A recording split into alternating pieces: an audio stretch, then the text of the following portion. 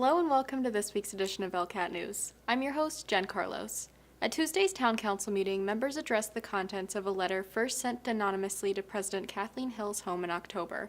Hill read a summary of that letter into the record at the council meeting on October 23rd.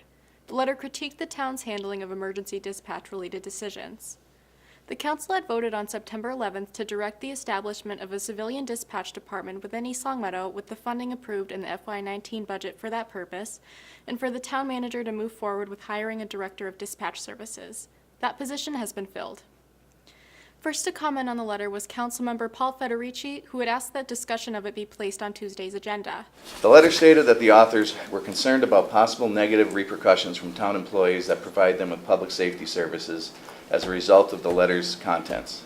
If the authors believe that an essential service such as police, fire, or ambulance, or other town services would be withheld or affected by their name being public in relation to this letter, I would suggest that they have no confidence in or respect for our public safety professionals and other town employees who serve us so professionally and diligently every day. We have tried to negotiate with Hamden regarding the regional dispatch, but the sticking point has been who will host the dispatch. The letter states that myself and 3 other councilors advocated housing the dispatch in town, believing that Hamden would join. I appreciate someone telling me what I believe, but in fact, I knew we would go forward with a dispatch in East Longmeadow regardless of whether Hamden joined or not.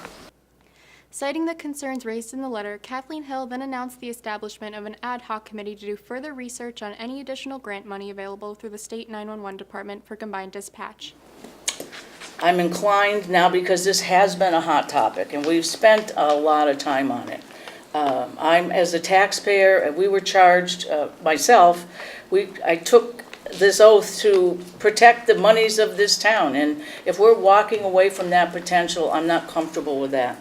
So I'm going to exercise my right as the president of the council and create an ad hoc committee to give this further study, knowing full well that you have every right as the manager and the chief to go forward with the plan you have in place. But I feel it bears some more study to make sure that there is still the potential down the road for this town to gain back some funds that we might be walking away from.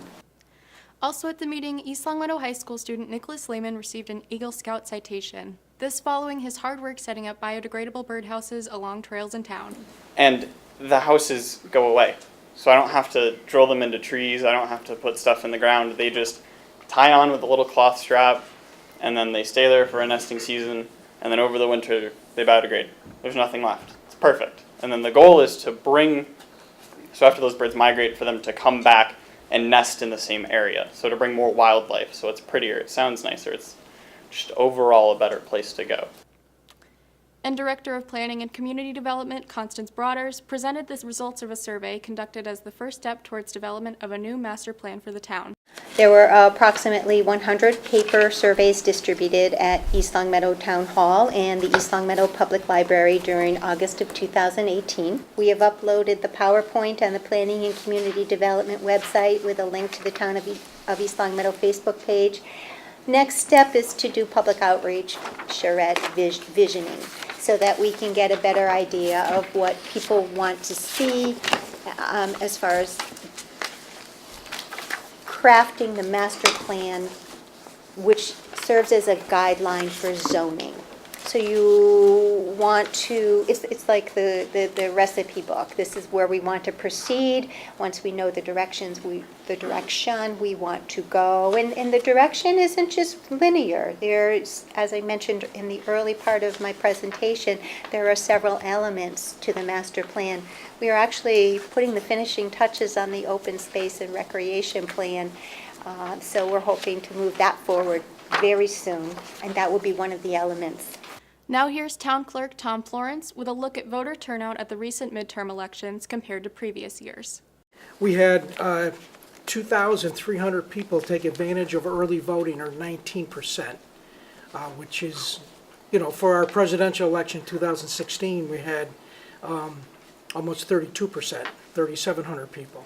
So between the early voting and the absentee, 2,600 people, or almost 23%, voted before the polls occurred on November 6th. but we still had 41% that showed up to Birchland Park, which is tremendous. We had a 63.4% turnout for this election, which across Western Mass and actually across the Commonwealth and in the country, the percentages for this election were very high and above normal of what we usually see. The East Longmeadow Bark Park has been a popular destination since it was started 6 years ago on land made available in Heritage Park.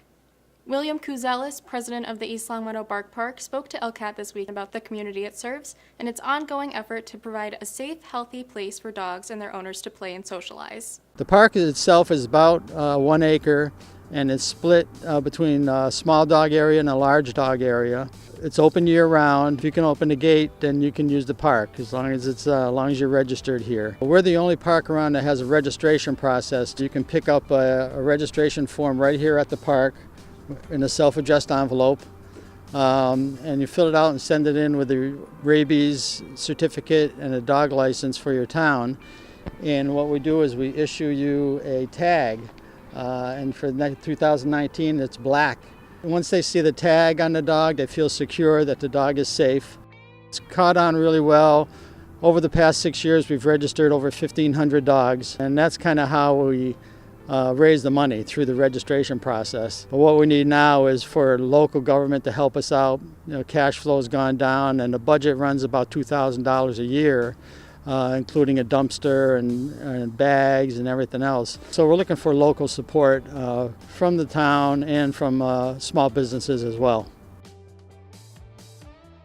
We've got a pretty good reputation for having a clean park, and we just want to keep it going. That's what we like to do. The Rec Department will host a 4-H open house on Thursday, November 29th at 6 p.m. at the Pleasant View Building at 328 North Main Street. 4-H is a youth development program run by UMass Extension and the Center for Agriculture, Food, and the Environment. Local 4-H clubs organize a variety of related programs, including summer fairs, fall community service activities, winter workshops, and awards programs. For more information, call the Rec Department at 525-5437. The East Longmeadow Veterans Memorial Committee now has a Facebook page. Visit to get copies of paver forms for veterans, view pictures from local events, and to see the process of creating this Veterans Memorial at the Senior Center and eventually watch it come to life.